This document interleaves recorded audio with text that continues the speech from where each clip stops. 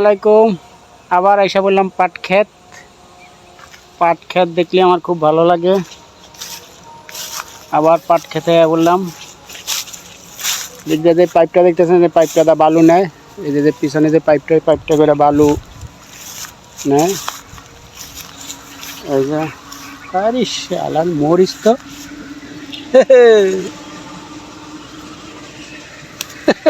মরিচ কত মরিচ।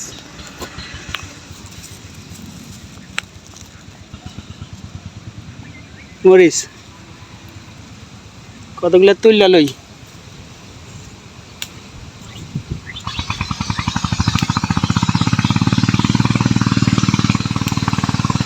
মরিচ